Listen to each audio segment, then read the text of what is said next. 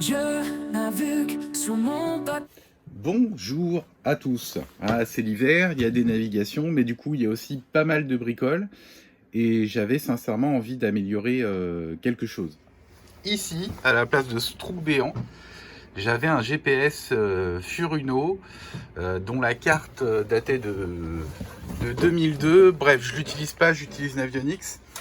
Et j'ai vu sur une chaîne espagnole qui s'appelle Low Cost Seller, où en fait il a installé un autoradio. Donc vous me direz, mais il y en a un juste au-dessus. Oui, oui, mais un autoradio, voilà, qui a un bel écran. L'intérêt de cet autoradio, c'est que il fonctionne sous Android ouvert. Donc c'est pas uniquement du CarPlay ou des choses comme ça. On peut télécharger les applications que l'on souhaite. Donc bien évidemment, il fait tout ce que fait un autoradio moderne, c'est-à-dire Bluetooth, si vous souhaitez passer voilà, des musiques en streaming, etc. Et ce qu'il fait en plus, c'est qu'avec cet écran, vous pouvez l'utiliser comme petite télé, puisque dessus, vous pouvez diffuser ce que vous avez sur votre téléphone. Vous pouvez regarder mes vidéos sur YouTube, par exemple, pendant que vous êtes en navigation. J'imagine que vous aurez bien autre chose à faire, mais l'intérêt, c'est que je peux aussi télécharger Navionics et que je le mets dessus avec l'AIS, et je mets également une alarme de mouillage. Donc ça me permet au mouillage par exemple ou en navigation d'avoir à la table la carte Navionics, et puis au mouillage de pouvoir tout débrancher ailleurs et me retrouver ici avec l'alarme de mouillage. Donc pour ça, j'ai adapté, j'ai coupé un petit support en bois à la bonne dimension qui va venir ici, que je vais fixer après par l'autre côté. Et puis l'autoradio, de manière à ne pas avoir une grosse planche en bois, etc. L'autoradio, je l'ai mis, alors là c'est juste de la poussière, mais je l'ai mis dans un plexi noir pour que ça donne comme autour de la VHF là. Voilà, de manière à avoir quelque chose de propre. Donc voici l'autoradio, mais je vais vous le montrer tout à l'heure en fonction si tout se passe bien. Là, je vous le montre de dos. Donc on a bien sûr l'antenne pour la radio, une antenne Wi-Fi, une antenne GPS.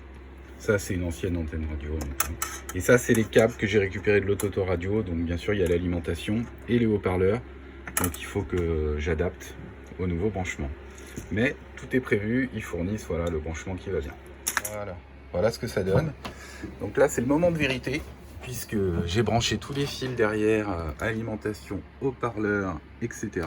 Donc là, navigation. J'appuie sur... Ah bah j'ai même pas eu besoin d'appuyer, ça se met en route. Il me reste... Et je vais vous retirer la buée, parce que j'ai l'impression qu'il y a de la buée. Voilà. Hop. Oh bah non, c'est le reflet de l'écran. Donc vous voyez, c'est à peu près propre. Ici, j'ai quand même un petit trou qui dépasse. Bon, il faudra que j'arrange un petit peu. Mais bon, dans l'ensemble, je suis plutôt content. Ça, je vais le supprimer. Je vais mettre du plexi aussi. Et là, ça a l'air de fonctionner. En tout cas, pour ce qui est de l'alimentation. Et après, il va falloir que je vois au niveau du son. Être sûr que ça marche. Vous voyez, Bluetooth connecté. Après, je peux le brancher. Ah ben voilà. Petite vidéo qui se met en route. Bon, écoutez, tout fonctionne. Elle est pas belle la vie? Alors après, si je fais ça, hop, ça, et que je me mets Navionics. Je baisse un peu le volume. Voilà. Ou je vous laisse la musique. Je sais pas. Bon, bref. Et voilà, là ça me charge Navionics. Là, vous voyez, j'ai la possibilité de prendre... Alors c'est un écran tactile, hein, le Wi-Fi. Voilà, le Wi-Fi de l'AIS qui émet en Wi-Fi. Et comme ça, j'aurai bien les cibles à l'IS sur Navionics, également à l'intérieur du bateau. Regardez ça, c'est pas beau ça? Regarde, hop, hop, hop. Voilà. Et voilà mon AIS qui sonne. Et en plus, cette fois, je peux régler l'alarme. Je trouvais que ça sonnait pas assez fort, c'est parfait. Là, vous voyez, on voit les cibles AIS là. Je l'ai là, par exemple. Là, si j'appuie dessus et que j'appuie sur le point d'interrogation, donc là, comme c'est la première fois que je le connecte, il n'a pas encore tout nickel, mais là, je suis censé avoir le nom du bateau plutôt que le numéro, mais c'est pas grave, ça doit être le bac. Et puis là, bien sûr, ça me donne, normalement j'ai son nom, puis la vitesse du bateau, il avance à 1 3, etc. Enfin bref, comme sur la tablette. Et c'est top. Allez, j'ai plus qu'à régler tout ça tranquillement. Et voilà le résultat, les amis. Il est bien fixé. J'ai mon Avionics direct avec les cibles AIS. En haut, j'ai retiré et j'ai mis un plexi à la place pour que ce soit propre. Voilà. Et ça le fait. En tout cas, moi, ça me va. Bon, l'intérêt, vu que c'est un Android qui est ouvert, genre, à chaque fois, vous pensez que la vidéo est finie parce que je vous dis au revoir, et finalement, à chaque fois, je me dis, ah ouais, mais ça, faut que je leur dise.